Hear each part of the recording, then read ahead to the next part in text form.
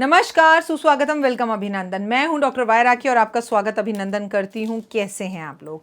आप लोग खुश रहें and wish you very very good morning. आज की सुबह आपके लिए बहुत कुछ नया लेकर आए, बड़ी अच्छी अच्छी मीठी मीठी यादें लेकर आए और आपकी ज़िंदगी के अंदर खुशहाली आए। क्योंकि कहते हैं ज़िंदगी में होता वही है जो हम सोचते हैं। अगर सब कुछ सोचने पर ही है तो फिर आइए कुछ बड़ा सोचते हैं। जहर के अंदर अगर मिठाई निकल जाए तो चल जाता है, लेकिन सोचिए अगर मिठाई में जहर निकल जाए तो फिर नहीं चलेगा। इसलिए लाइफ के अंदर बैलेंस होना बहुत ज़रूरी है। आज मैं आपको बताऊंगी कि अगर कुछ चीज़ें आपके साथ हों, ये 3 चीज़ें कम से कम अगर आपके साथ हों तो आपका जीवन धरती पर ही स्वर्ग जैसा है।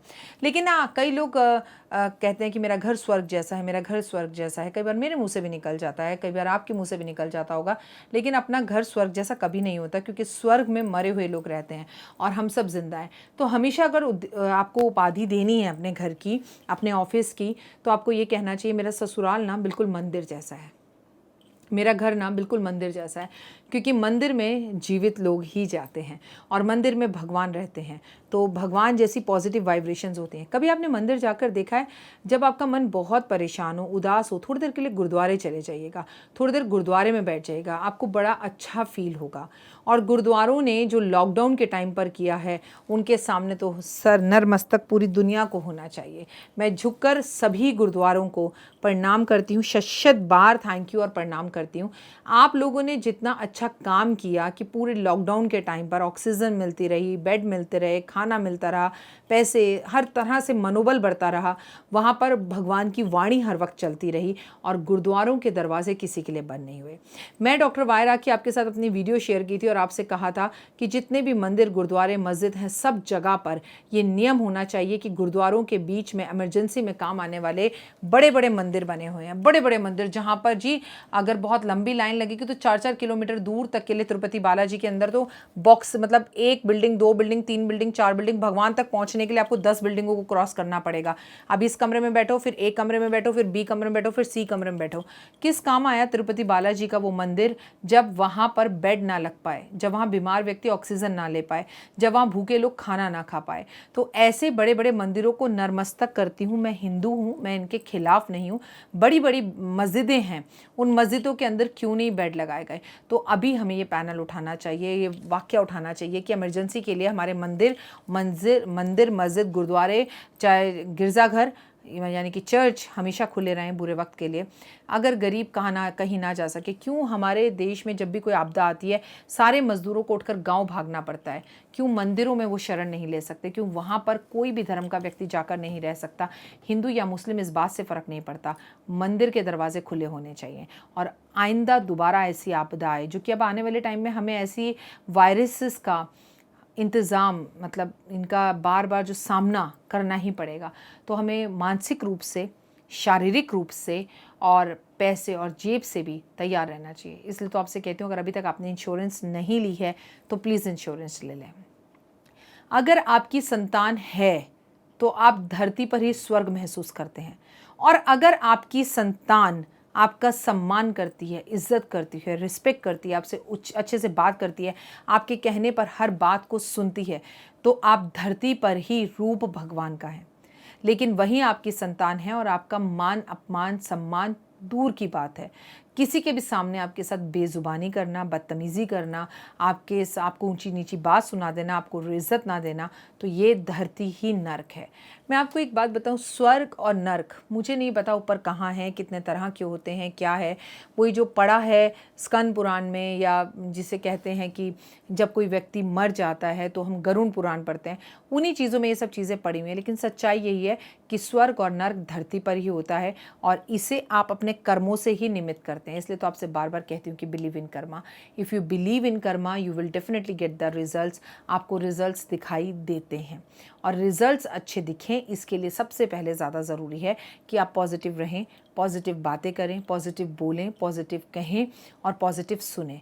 और अपने बच्चों को भी हुक्म का इक्का ना समझे कि उठ जा, बैठ जा, ये कह दिया तेरा बाप हूँ, तेरी माँ हूँ। नहीं, बच्चों को अपना दोस्त समझिए, साथी समझिए, हम सफ़र समझिए, उनके साथ उठिए, बैठिए, बोलने का उन्हें मौका दीजिए और उनकी भी बात को, उनके पक्ष को समझिए। अपना बचपन अपने बच्चों पर थोपने की कोशिश बिल्कुल ना करें। लेकिन अगर आपके बच्चे आपको रिस्पेक्ट देते हैं, सुनते हैं, तो बहुत लकी हैं आप। और अगर नहीं भी सुनते तो कुछ चंद उपाय कर कर आप अपने बच्चों के साथ अपने रिश्तों को अच्छा बना सकते हैं। पहले तो अपने दिमाग से एक बात डिलीट कर दीजिए कि that I am a father, I am a mother. आप ये डिलीट कर दीजिए और उन्हें अपने दोस्त के लिस्ट के अंदर लेकर आइए। You are friend of them and they are friend of you. अगर आपको एक अच्छा पड़ोसी मिल जाए तो आपका घर चाहे छोटे से छोटा एक कमरे का क्यों ना हो, आपकी ज़िंदगी स्वर्ग बन जाती है। रीज़न, पड़ोसी को पड़ोसी से कोई प्रॉब्लम नहीं होती है, पड़ोसी को पड़ोसी से जलन होती है, ईर्ष्या होती है। आपके घर के बाहर नई गाड़ी आ गई, नई साइकिल आ गई, आपने गमला लगा लिया, आपने अपने घर में सफ़ेदी करा लिया, आपने अपने घर में पेंट करा लिया, बस वहीं से पड़ोसी को प्रॉब्लम होनी शुरू हो जाती है। तो that is the main problem. अगर आपको एक अच्छा पड़ोसी मिल जाता है तो धरती पर एक बेडरूम का घर भी स्वर्ग है। वरना आप एक बड़ा विला ले लीजिए और आपके दरवाजे को खोलते ही सामने एक ऐसा पड़ोसी है जो आपको देखकर थूक रहा है, आपके घर के बाहर कूड़ा फेंक रहा है, आपको गालियां दे रहा है, आपके साथ बदतमीज़ी कर रहा है, तो लाइफ उस बड़े से बड़ी कोठी और महल के अंदर भी नर्क के बराबर है। आपके जीवन में अगर आपका पति आपको बहुत सम्मान देता है, पूछता है, तो नंदे, देवरानी, जेठानी सब पूछेंगे। अगर आपकी पत्नी आपको बहुत रिस्पेक्ट देती है तो ऑफिस में उसे कई करोड़ गुना ज़्यादा रिस्पेक्ट आपको मिलेगी। लेकिन अगर आपकी पूछ आपके घर में ही नहीं है, आपकी पत्नी आप में 100 कमियां निकालती है, आपकी पत्नी अपने आप को नंबर 1 और बाकी दुनिया में सबको पीछे रखती है, तो आपका जीवन खराब है। तो अब स्वर्ग कहाँ है, नर्क कहाँ है, इसकी सही मानों में डेफिनेशन दी जाए तो स्वर्ग और नर्क इस धरती पर ही है, और उसमें भी हमारे रिश्तों में है, हमारे घर में है, हमारे परिवार में है। अपने रिश्तों को संजो कर रखें। जहाँ पति गलत है उसे बताएं कि वो गलत हैं। अपने पति को देवता ना बनाएं, लेकिन घर का कुत्ता भी ना बनाएं। आप अपनी पत्नी को लक्ष्मी मानते हैं, लेकिन वो सिर्फ दिवाली वाले दिन या करवा चौथ वाले दिन ना माने। अपनी वाइफ को पूरी रिस्पेक्ट दें और अपनी रिस्पेक्ट का भी पूरा ध्यान रखें, लेकिन उसके साथ साथ अपनी पत्नी के झूठे मान सम्मान के लिए अपनी माँ का अपमान कभी मत कीजिए। अपनी माँ को खुश रखने की कोशिश कीजिए। और अगर आप सिंगल फादर हैं तो भी मैं आपको बता दूं, आपको दोस्तों के साथ कम समय बिताकर अपने बच्चों के साथ ज़्यादा समय बिताना है, क्योंकि यहाँ आपको 2 कैरेक्टर निभाने हैं, पिता का भी और माँ का भी। और अगर आप सिंगल मदर हैं तो आपको पूरी दुनिया के कैरेक्टर निभाने हैं। आपको दादी भी बनना है, दादा भी बनना है, माँ भी बनना है, टीचर भी बनना है, दोस्त भी बनना है, सहेली भी बनना है और अच्छी कुक भी बनना है। तो आपके ऊपर being a mother, single mother, responsibilities और भी ज़्यादा आ जाती हैं। इसलिए अपने बच्चों के साथ हर बार ट्रांसपेरेंट रखिए। आप कहाँ जा रही हैं, क्या कर रही हैं, किसका फ़ोन, किससे बात, हर बात खुलकर बताइए। तभी आपके बच्चे भी आपसे हर बात बिना पर्दे के शेयर करेंगे।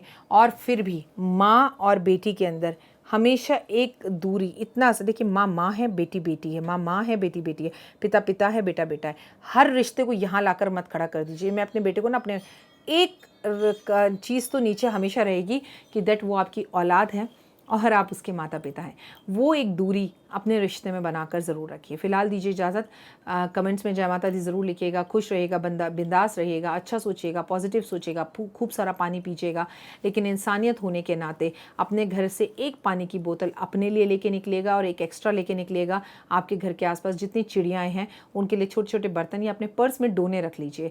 अगर आपको कहीं बर्तन नहीं दिखता तो डोने रखें, उनमें पानी रख दिया, उसे किट्टू गिलहरी भी पी लेगी, उसे कुत्ता भी पी लेगा, गाय भी पी सकती है, चींटियाँ उसे बहुत ज़्यादा उस पानी को जो है चिड़िया पी सकते हैं, कौवे पी सकते हैं, कबूतर पी सकते हैं और तोता पी सकता है। तो प्लीज़ जगह जगह डोने रखकर अपने जीव जंतुओं के लिए पानी ज़रूर रखें आप। ये आपकी एक ह्यूमन बीइंग के नाते अच्छी रिस्पॉन्सिबिलिटी है और इंसानियत को भी दर्शाती है। और मुझे उम्मीद है कि मेरा ये फेसबुक परिवार मेरी इस इंसानियत में आगे ज़रूर बढ़ेगा, क्योंकि यही तो हमारे कर्माज हैं, यही तो हमारा कल्चर है। तो आइए कर्माज को अच्छा करें, कल्चर को अच्छा करें। फ़िलहाल दीजिए इजाज़त। नमस्कार।